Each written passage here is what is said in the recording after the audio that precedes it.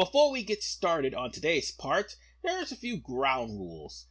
First off, starting with the monsters, considering that there are now gamma strands of the enemies that we faced throughout the entirety of Final Fantasy XV's, initial Let's Play, those gamma versions are going to show up within Crestholm and all of the vaults that I happen to visit. So on that note, ladies and gentlemen, if I've already faced a gamma version once, I'm not going to show it off. Also, any new enemies I show will be only one time, and that's it. Because there are also repeat versions of those enemies as well. But the biggest thing that I want to point out is, yes, every single boss that I run into in these vaults will be shown. Also, all of the items that are there will be shown. And I'll have to actually point out specific areas of where, one, the multiple fights, the gamma strands of enemies are, two, the multiple strands of enemies you face that are new, and also the multiple strands of items that are going to be shown. So in other words, I'm going to try to reduce this to about 30 minutes tops if I can. So now that we got that out of the way, there's one last thing I want to mention. I will not, however, show off the way to get to these vaults, save for 3 of them, because I didn't do that in the initial playthrough. The remaining 5 I did, so therefore we can go on ahead and get started on this part. So with that said, let's get the worst one out of the way. You wanted more recipes? You got more recipes. And now we're going to take on the Lucis Vaults. Welcome back to Final Fantasy XV, and the first vault we take on is the one that prevents us from using items. Seriously, fuck this vault. Just for that reason, and that's the only reason why I'm wearing the Magitech exosuit. For what good it'll do you. Oh, by the way, here's a gamma strand of Havoc Fang. In case you're wondering, Havoc Fang was a hunt, and that was, I do believe, part 93 of this playthrough. Yes!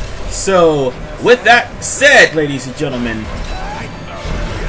Havoc Fangs will be level 75, just like they were when you fought them in the hunt. But they'll be more powerful here because the enemies hit stupidly hard, which is why I say fuck this dungeon and also fuck Square Enix.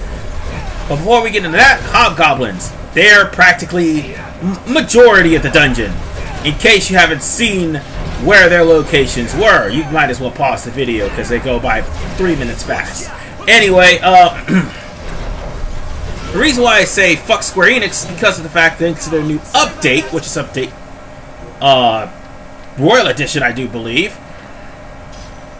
they've weakened the Magitech exosuit, so any damage you take will reduce the energy, as opposed to the energy just reducing itself. Any damage you take from here on in, from these guys, will completely reduce your Magitech exosuit. Oh, by the way, speaking of enemies that'll do damage to you, Mind Flayers. Yeah, you remember these guys. They were in, I do believe, Staleth Grove. Oh yeah, and by the way, magic is useless. And do you want to know why?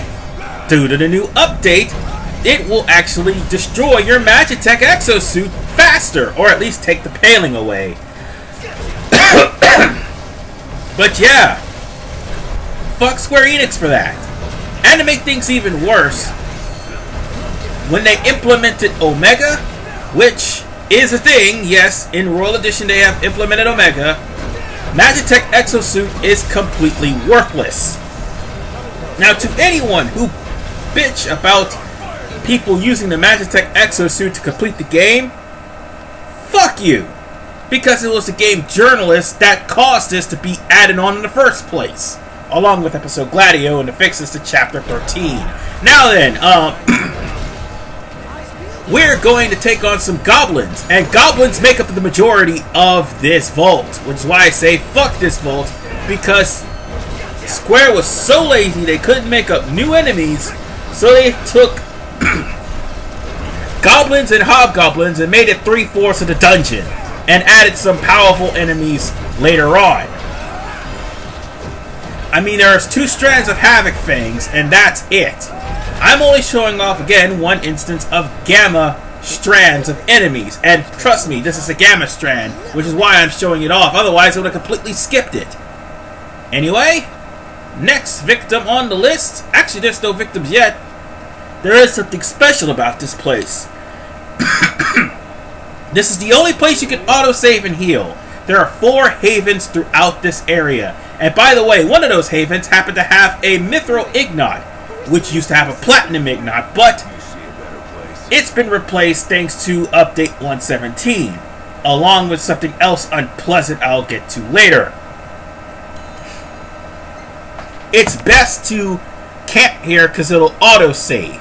Unlike with Piteous Dungeon, which your campsite outside of the ruins is your only save point, you can actually save here at every single campsite.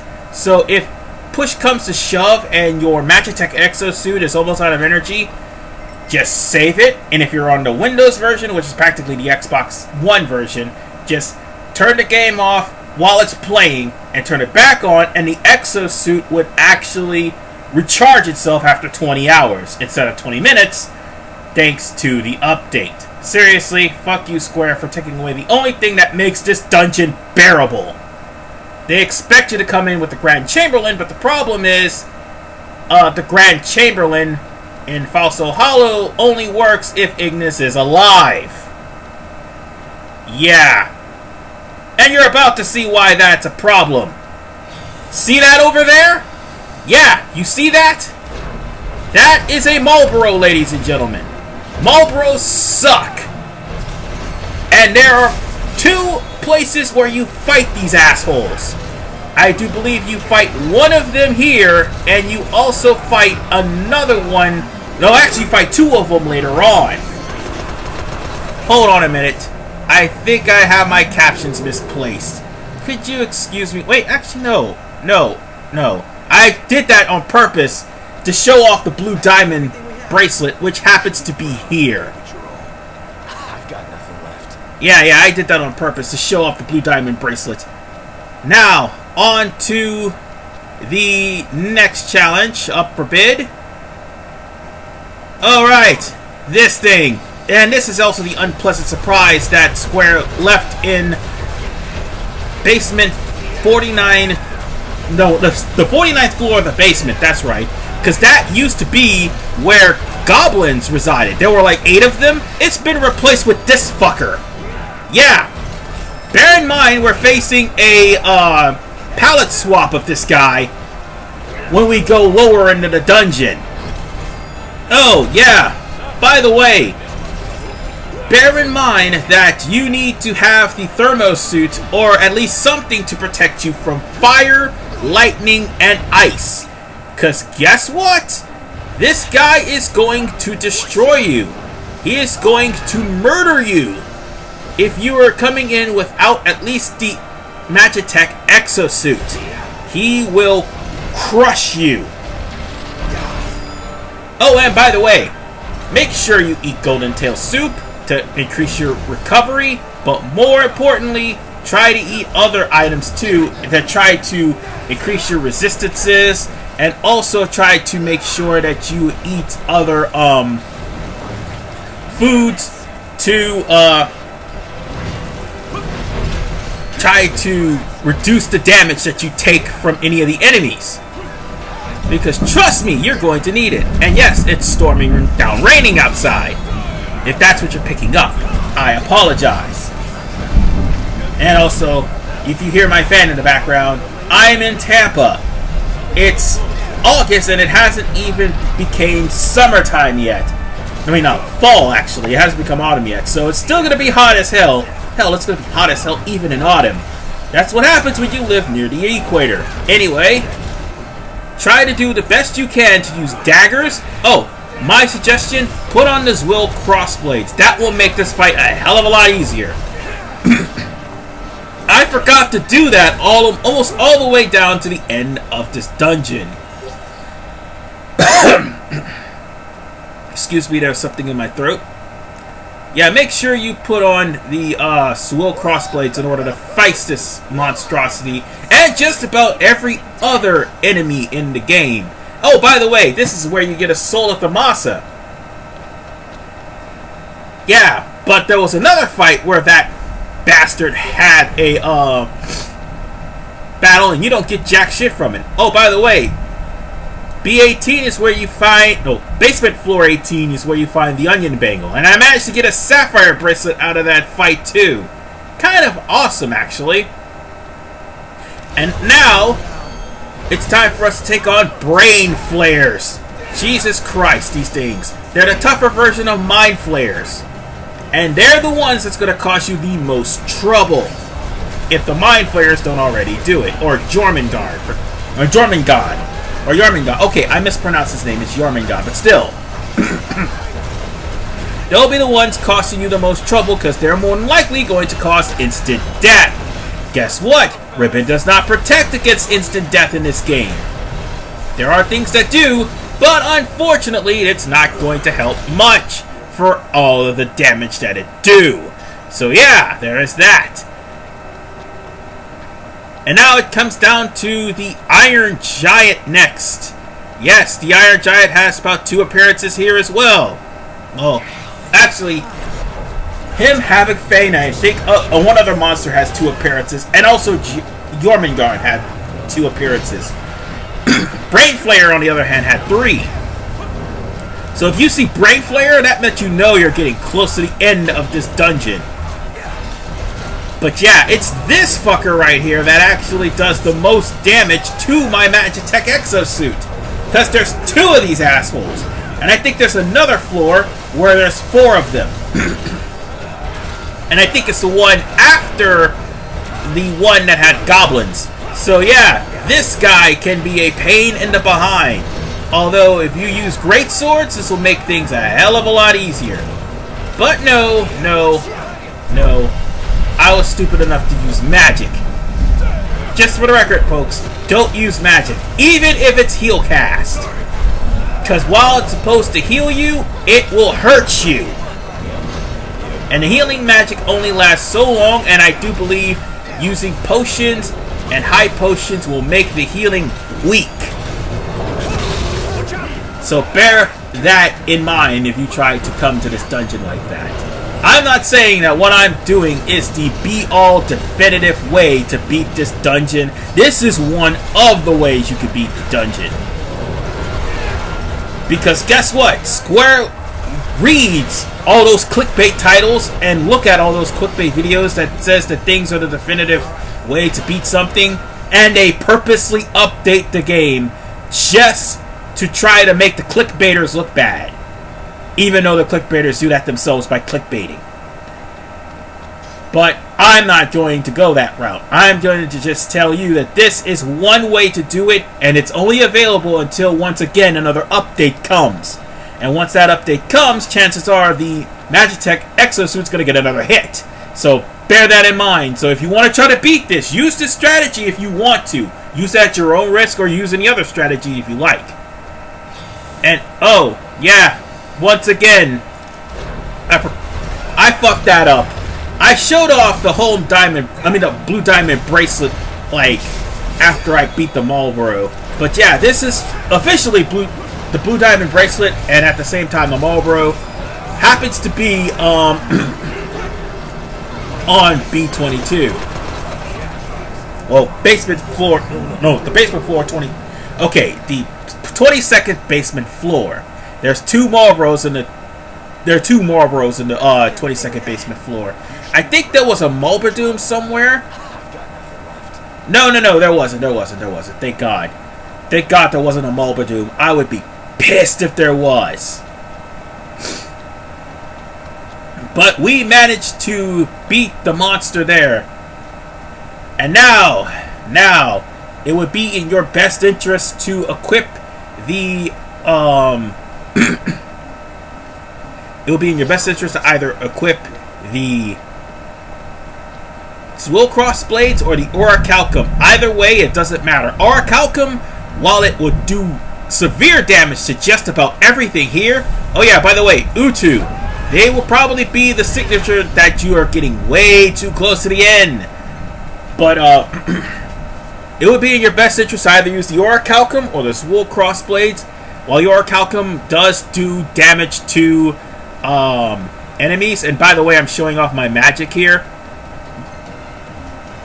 And yeah, using magic is again bad. But while the Orichalcum actually does do damage to all the demons here, because all the demons, well, with the exception of Havoc Fane, you're practically fighting demons throughout the entirety of this part. And I don't think Marlborough counts as demons either. So yeah, you're fighting demons throughout the entirety of this castle. So the Orichalcum would make short work of the demons if you were like using the Golden Tail Soup to increase your criticals. And the only reason why my Golden Tail Soup effects is still on is because of lingering aftertaste and the fact that I also stop by the havens and save.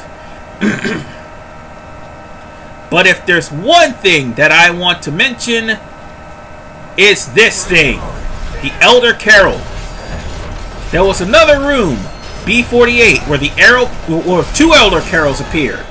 It had a Celestriad, and as you saw in the notes on the top right corner of the screen, that had been replaced with a Mystic Circlet.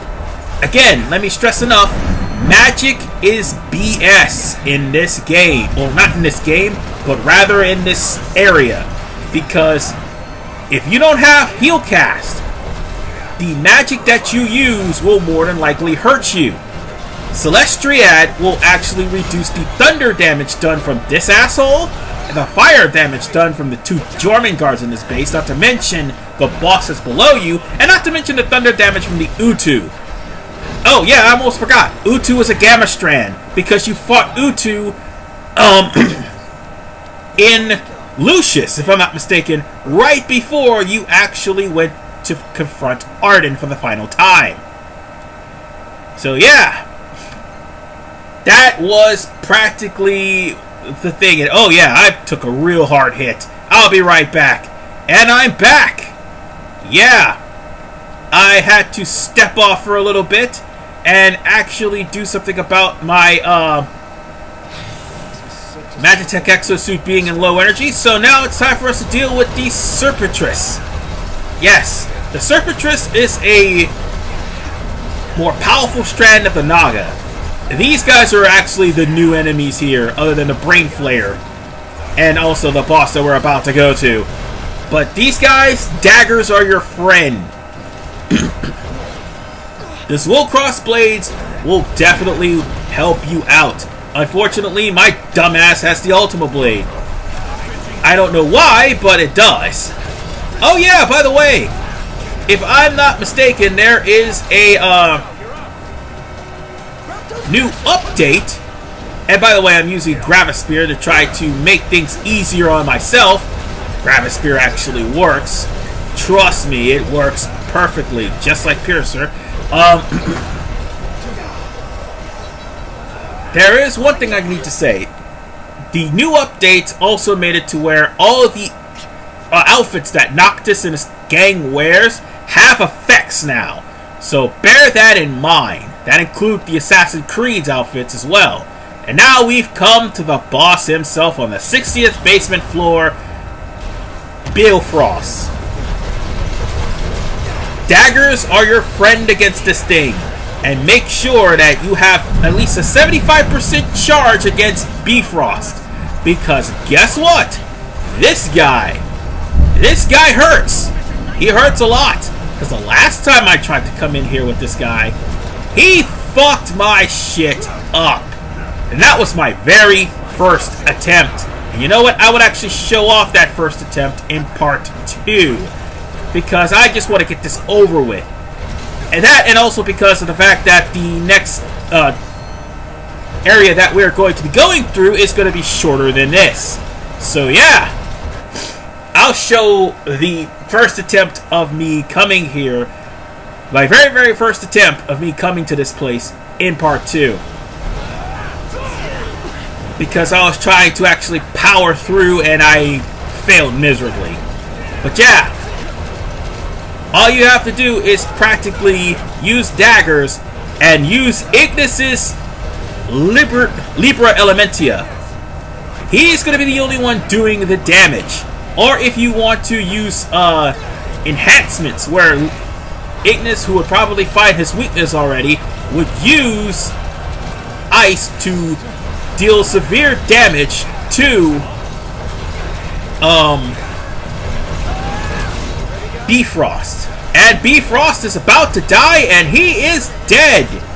We got a Divine Whisker out of his ass and a lot of experience points from this area alone. I'm not going to sit here and say that this is a... well, actually, this is a good place for the grind if you want to. And bear in mind, you have to return back to the entrance once you're done. And you get a Dark Matter Bracelet for your troubles. This is supposed to be the last vault that you take on, but I took this on first to get it out of the way, because every other vault, you could just simply use items to power through. And if you want to use the Magitech Exosuit, you can. But in this particular dungeon, the Magitech Exosuit is one of the things that can be required. So yeah, I'm not saying this is a definitive way to beat it. This is a better way to beat it. I mean, it's a easier way for you. I mean, it would be better if you do this last. I would recommend you do this last, because at least you'll have some items that can help you out and make the dungeon crawl even faster. But, ladies and gentlemen, we have officially finished our first vault, and the worst vault out of the entirety of the vaults. It'll probably be easier from here. But, yeah, Costlemark sucks, and I never want to see this god-awful place ever again. Never. So with that said, ladies and gentlemen, I will be strolling out of this place, and I will see you guys in part 2 of the Lucis Vaults, because the next vault that we're going to be going after is none other than the Cicatric Trench, the first vault of the 8, and arguably one of the easiest. See you guys next time.